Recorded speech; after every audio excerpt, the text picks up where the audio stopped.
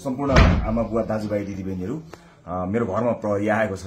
मैले समाचारबाट उच्च अदालतको आदेशबारे थाहा त पाएँ, तर बिना कुनै कागज अहिले यतिखेरसम्म मलाई केही पुर्जी पनि दिएको छैन, कागज पनि दिएको छैन। मेरो घरभित्र आएर बेडरुमभित्र आउनुभएको छ, मैले सार्वजनिक पनि गरिसकेको छु। अब यसरी तैनाथ उताबाट आदेशभन्दा पहिले तैनाथ हुने यो सबै चिजले एउटा ठूलो आशंका सृजना गरेको छ।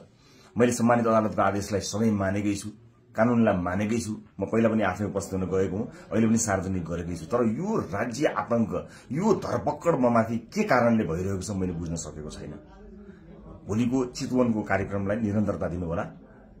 मलाई लागेको थियो म केही कुरा भन्छु भनेर, तर जुन तरिकाले अहिले यो सामान्य अभ्यासभन्दा पर गएर जबरजस्ती गर्ने कोसिस बिना कागज पत्र छ होला, ल्याउनु पनि हुन्छ होला, ल्याउन सकिने पनि थियो। त्यो लिएर आएर लैजान सकिन्थ्यो, भोलि ल्याउन सकिन्थ्यो। भरे पनि अझै कागज बोकीवरी प्रक्रिया मेरो लागि कुनै प्रक्रिया पूरा गर्न मानेको छैन। आतंकित बनाएर घरभित्र प्रहरी छिरेको छ।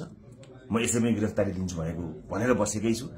जे होस्, आम नागरिकले सब चिज हेरिरहेका छन् भन्ने मलाई विश्वास छ। न्यायको लडाई म एक थोपा रगत रहुन्जेल लडिरहन्छु। यहाँले साथ दिनुहुनेछ भन्ने विश्वास मैले लिएको छु। मैले कुनै गल्ती गरेको पनि छैन, कुनै अपराध गरेको पनि छैन, तर संसारकै सबैभन्दा ठूलो अपराधीलाई जस्तो ममाथि गरिएको यो व्यवहार आम जनताले हेरिरहेका छन् भन्ने मैले विश्वास लिएको छु। म धेरै केही भन्दिनँ। म सम्मानित अदालतप्रति अझै पनि आशा र भरोसा राखेर कानूनी प्रक्रियामा सघाउनको लागि परिरहेको छु। यो दुनियाँका जति पनि न्यायालयका ढोकाहरू छन् ती सबै ढोका ढकढक्याउँछु आफ्नो न्यायको लागि। र मलाई थाहा छ यहाँहरूले सबै कुराको साक्षी बसेर हेरिरहनु भएको छ होला भन्ने मैले विश्वास लिएको छु। म यति जानकारी मैले दिनु उपयुक्त ठानेर मैले यो भिडियो रेकर्ड गराएको छु। चितवनमा जति पनि मेरा आदरणीय मतदाता आमा बुवा दाजुभाइ दिदीबहिनीहरू हुनुहुन्छ, भोलिको कार्यक्रम नरोक्नु होला। अन्य साथीहरू आउनुहुन्छ, उहाँहरूले कुराकानी गर्नुहुनेछ, निरन्तर चलिरहन्छ।